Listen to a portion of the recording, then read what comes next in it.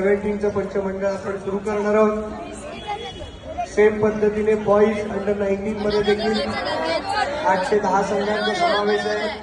त्या संघांच्या बरोबरच अंडर 17चं पंचमंडळ पॅरलल चालू करण्यात येणार आहे, जेणेकरून आपल्या सकाळच्या सत्रातल्या स्पर्धा आपण दिलेल्या वेळेमध्ये दुपारी 1 वाजेपर्यंत संपतील आणि आपला पारितोषिक वितरण समारंभ सकाळच्या सत्राचा हा बरोबर 1 वाजता सुरू करण्यात येईल, याची सगळ्यांनी नोंद घ्यायची आहे.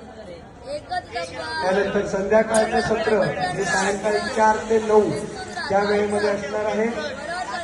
बरोबर 4 वाजता सगळ्या खेळाडूंचे संच चालू होतील. 14 वर्षाखालील मुले आणि मुली 3:30 वाजता रिपोर्टिंग आहे संध्याकाळच्या सत्राचं.